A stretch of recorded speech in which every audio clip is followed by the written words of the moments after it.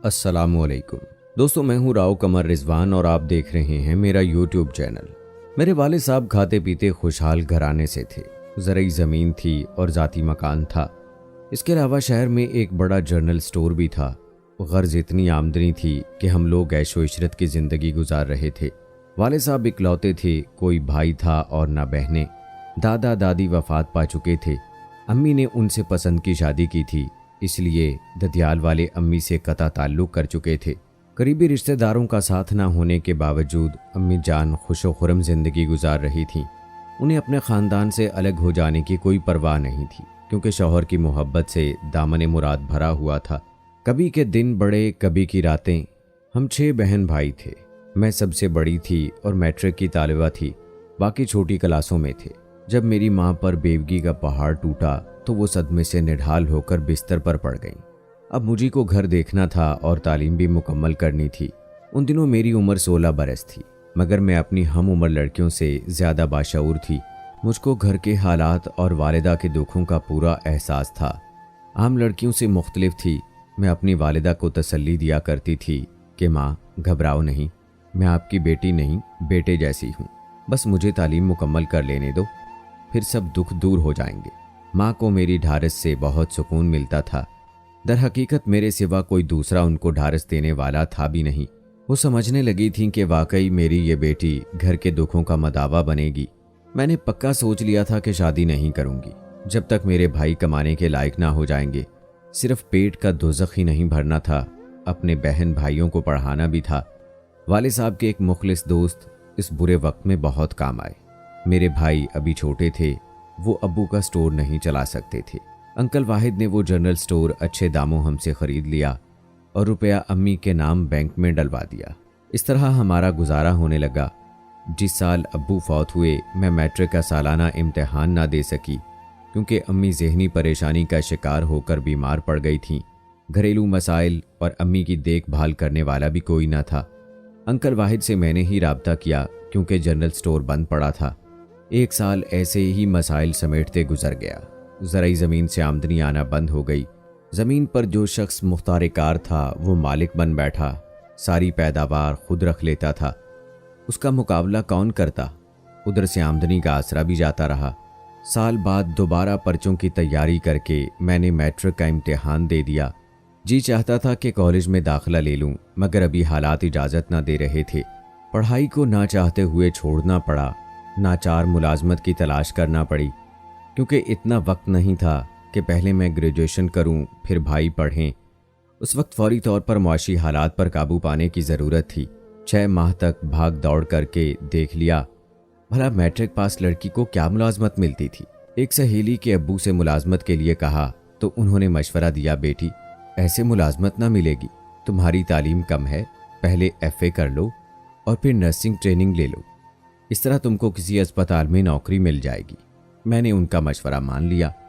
जूं तूं करके FA पास कर लिया। इस दौरान अम्मी की तबीयत संभल चुकी थी और वो घर और बच्चों की देखभाल करने के काबिल हो गई थीं। FA के बाद मैंने एक सरकारी अस्पताल में नर्सिंग की क्लास में दाखिला ले लिया, जहां यूनिफॉर्म, रहाइश, खाना और वजीफ़ा भी मिलता था। इस तरह मेरा कोर्स करना आसान हो गया। जिन दिनों मैं नर्सिंग कोर्स के दूसरे साल में थी, मेरी वाकफियत एक डॉक्टर से हो गई। उसका नाम यूसुफ था। डॉक्टर यूसुफ नए नए उस अस्पताल में तैनात हुए थे। ये शख्स पेशावर का रहने वाला था और काफ़ी खूबसूरत था। जब उसके साथ वक्त गुजरना शुरू हुआ तो वो भी मेरे तसव्वुर में रहने लगा। अब मैं ज़्यादा वक्त उसके साथ गुजारने की कोशिश करती। उसकी और मेरी ड्यूटी अरसा तक एक ही वार्ड में रही। वो जब मुझसे बात करता, कहता, ऐ काश मुझको तुम्हारे जैसी शरीके हयात मिल जाए, तुम बहुत दिलकश हो, मेरा आइडियल हो। उसकी बातें मेरे दिल पर क्यों ना असर करती। मैं एक सीधी सादी और हालात की सताई हुई लड़की थी। मैं अच्छी ज़िंदगी के ख्वाब देखने लगी। यूसुफ ने मुझे कुछ ऐसे सब्ज बाग दिखाए कि मैं हरदम उसके बारे में सोचने लगी और मेरा दिल नर्सिंग ट्रेनिंग से उचाट हो गया। कभी अम्मी जान से कहा करती थी कि उस वक्त तक शादी ना करूंगी जब तक सारे बहन भाई पढ़ लिख कर अच्छे मुस्तकबिल तक ना पहुंच जाएं। लेकिन अब अम्मी को कहती कि मैं कोर्स मुकम्मल करना नहीं चाहती। नर्स का पेशा मेरे मिजाज के मुताबिक नहीं है। अम्मी जान हालात के भंवर में घिर चुकी थीं। फिर मैं उनकी औलाद थी। ان کو میری خوشیاں عزیز تھیں۔ جب امی کو بتایا کہ ایک ڈاکٹر مجھے پسند کرتا ہے اور شادی کے لیے اصرار کر رہا ہے، تو میری خوشی کی خاطر امی جان میری شادی اس ڈاکٹر سے کرنے پر رضامند ہو گئی۔ ایک روز ڈاکٹر یوسف ہمارے گھر آئے اور امی سے بات کی۔ کہنے لگے کہ آپ کو صاف صاف بتا کر پھر رشتہ طلب کروں گا، آگے آپ کی مرضی، میں آپ کو دھوکہ دینا نہیں چاہتا۔ میں پہلے سے شادی شدہ ہوں اور میرے 2 بچے بھی ہیں۔ جب والدہ کے سامنے اس نے ایسا انکشاف کیا تو امی سوچ میں پڑ گئیں۔ کہا کہ سوچ کر جواب دوں گی۔ امی نے مجھ سے کہا کہ تم کس آدمی کے چکر میں پڑ گئی ہو؟ وہ شادی شدہ اور 2 بچوں کا باپ ہے، کیوں اپنی زندگی برباد کرنے چلی ہو؟ امی کی بات ٹھیک تھی۔ مجھ کو ڈاکٹر یوسف کی اس بات سے بہت صدمہ ہوا کہ اس نے یہ سب کچھ پہلے مجھ کو کیوں نہ بتایا۔ بتا دیا ہوتا تو کم از کم میں امی سے تو نہ کہتی۔ بہرحال میں نے شادی سے منع کر دیا، لیکن دکھ اس قدر ہوا کہ بیمار پڑ گئی اور نرسنگ کا کورس بھی ادھورا رہ گیا۔ جب یوسف کو پتہ چلا کہ میں بیمار ہوں اور نرسنگ ٹریننگ بھی چھوڑ دی ہے، تو وہ اپنے ایک دوست کے ساتھ میری خیریت معلوم کرنے آیا۔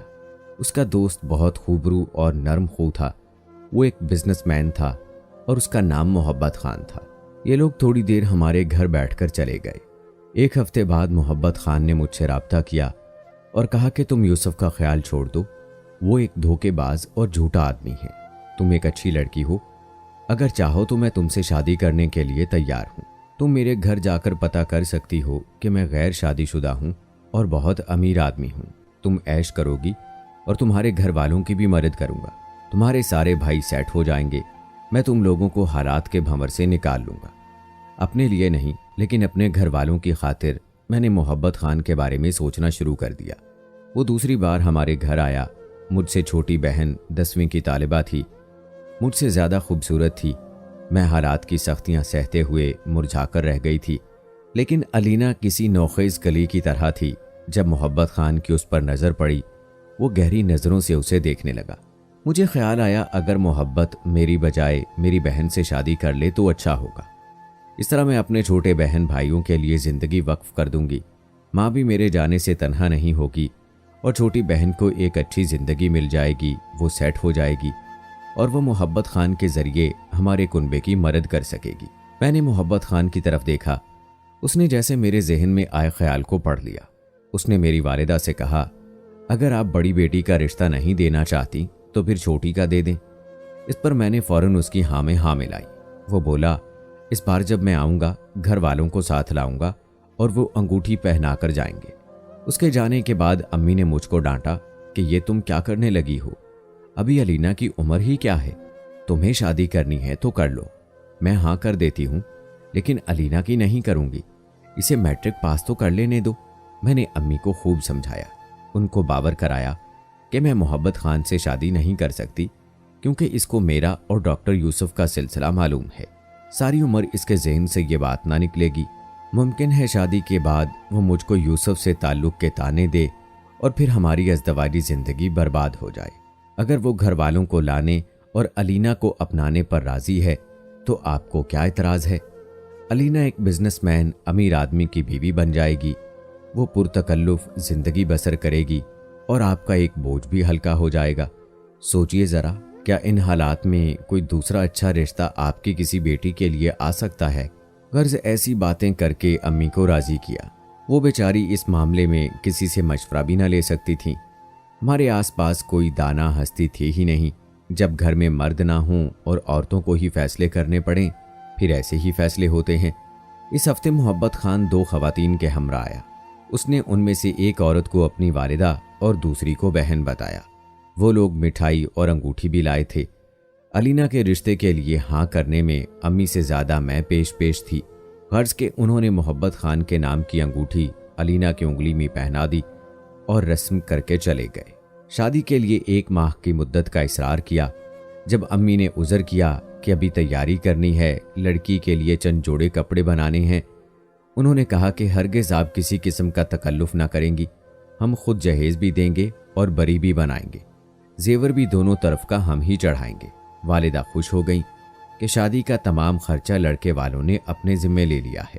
جب شادی کی تاریخ مقرر ہوئی تو محبت خان نے بتایا کہ ان کے ایک قریبی عزیز کی موت ہو گئی ہے، لہٰذا شادی نہایت سادگی سے ہوگی۔ इस तरह वो 10 अच्छे जोड़े कपड़ों के लाए और जेवरात के 2 सेट भी चढ़ाए और अलीना को निहायत सादगी से ब्याह कर ले गए।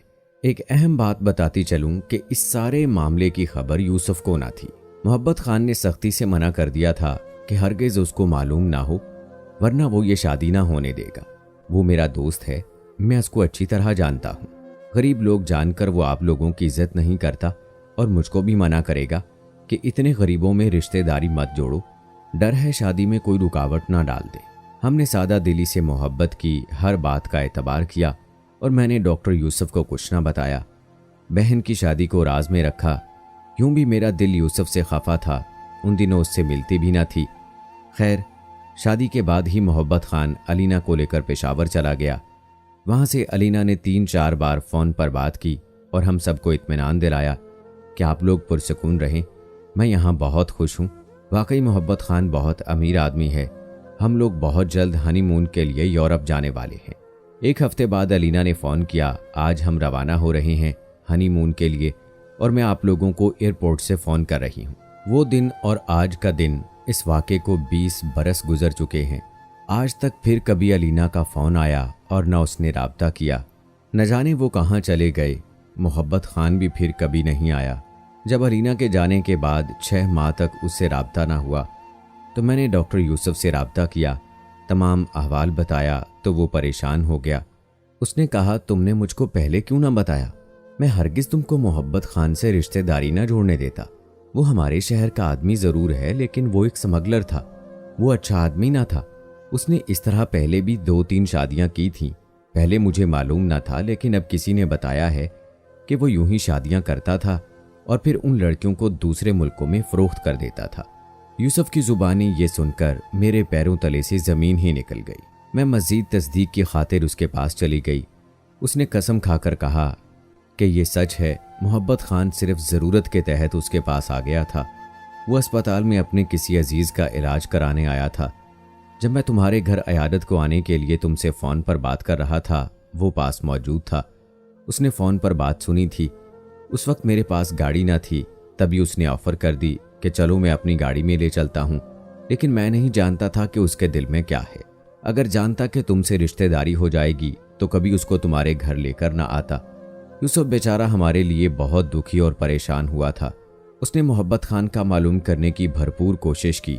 अस्पताल से छुट्टी लेकर अम्मी जान को हमरा लिया और पेशावर ले गया। वहाँ से बस इतना मालूम हो सका कि वो अपने मोहल्ले से नकल मकानी कर गया है, नामालूम कहाँ चला गया है। अम्मी अलीना के गम में रो रो कर अल्लाह को प्यारी हुई। मेरी बहन ऐसी गायब हुई कि फिर उसका पता ना चला कि जिंदा भी है कि मर गई। मोहब्बत खान लड़कियां बैरून मुल्क जाकर फ़रोख्त करता था। यकीनन उसने मेरी बहन को भी किसी दूर दराज मकाम पर फ़रोख्त किया होगा। अगर अपने मुल्क में होती तो किसी न किसी तौर भी तो राब्ता करती। इतनी मुद्दत इस मामले को गुजर चुकी है कि हम पूरी तरह मायूस हो चुके हैं। अम्मी वफ़ात पा गई हैं, छोटी बहन की शादी हो गई है, भाई भी पढ़ लिख कर अच्छा कमा रहे हैं। वो अपनी बीवियों बच्चों के साथ खुशो खुरम ज़िंदगी गुजार रहे हैं। एक मैं हूँ कि जिसको अलीना के गम ने खा लिया है, वक्त से पहले बूढ़ा कर दिया है। अगर जानती कि मोहब्बत खान बर्दा फरोश है तो कभी अपनी मासूम बहन को उसके हवाले न करती। मैंने मोहब्बत खान से अलीना की शादी ये सोच कर कराई थी कि वो अमीर आदमी है, हमको गुर्बत के भंवर से निकालने में मददगार साबित होगा, शायद मेरे भाइयों को बिजनेस करा दे। क्या खबर थी कि अलीना इस सोच की कुर्बान गाह पर कुर्बान हो जाएगी। सच है, बुरे हालात खुदा ही बदल सकता है। इंसानों का आसरा एक धोखा होता है और इस धोखे से जितना बच सकते हैं बचें। और कभी भी जिंदगी में बेटी का रिश्ता किसी लालच में ना करें, वरना बेटी के मरने पे तो सब्र आ जाता है, लेकिन ऐसे गायब हो जाने वाली के लिए पल पल मरोगे, पल पल जियोगे कि ना जाने किस हाल में होगी, कहाँ होगी, कितनी दुखी होगी, जिंदा भी है या नहीं। एक ऐसी तकलीफ जिसको मैं लफ्ज़ों में बयान नहीं कर सकता। आप क्या कहते हैं इस बारे में? कमेंट बॉक्स में ज़रूर बताएं। मिलते हैं अगली वीडियो में। अल्लाह हाफिज़।